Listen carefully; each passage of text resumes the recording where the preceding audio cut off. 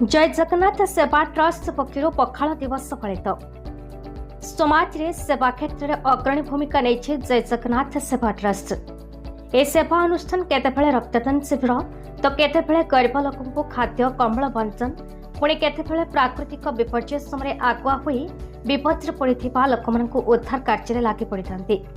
यही सेवा ट्रस्ट आज कटकर थोड़िया साही निकटस्थ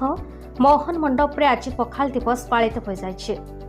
ओडिया माटीर खाद्य शाग भजा बढ़ीचुरा आलू चटनी आलू भेंडी भजा इत्यादि सह दही पखाल रे पखाल दिवस पालित हो जाए। कार्यक्रम में कटकर बहु मान्यगण्य व्यक्ति तथा राजनेता एवं बुद्धिजीवी प्रमुख उपस्थित हुई पखाल भोजन में सामिल होते। कार्यक्रम को जय जगन्नाथ सेवा ट्रस्ट सभापति मनोज पंडा, संपादक शशांक शेखर दास, जुग्म संपादक हरमोहन नायक, ट्रस्टी सुप्रभा स्वाई, ट्रस्टी नीलाद्री भूषण दास एवं जय जगन्नाथ सेवा ट्रस्ट समस्त सदस्य सदस्य परिचालना कर कार्यक्रम को विशेष भाव में सफल करते।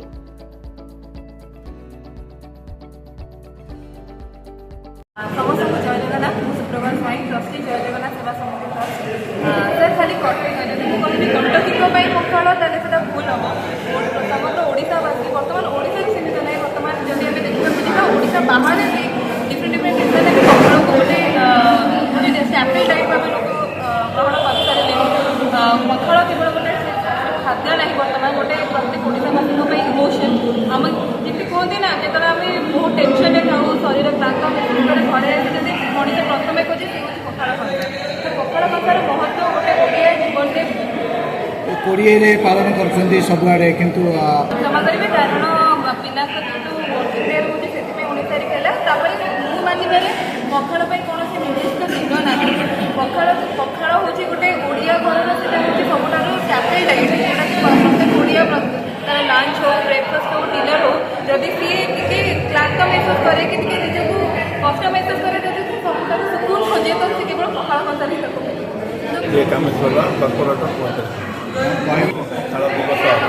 ये तो आम ओडिशा भितर जिला पखाल खाइबाटा कहीं जान नथे किंतु एभली अबिका पखाल प्रिय हेले सारा भारत वर्ष पखाल आम ओडिया खाद्य पखाल सारा भारत सारा विश्व में गोटे परिचय सृष्टि कले एवं आप देखिए जय जगन्नाथ सेवा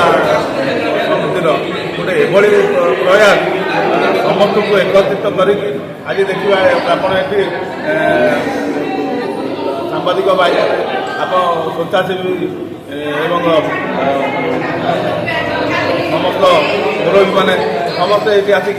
पखाल जय जगन्नाथ जमी ना सेमती जगन्नाथ जमी पठे ये सेवा करने लोक समस्त को आशीर्वाद करी समस्त मो पुतला बयस समस्त को आशीर्वाद करी एभली आहरी सुनाम अर्जन करूँ। जय जगन्नाथ नमस्कार। जय जगन्नाथ सेवा समिति परिवार आज्ञा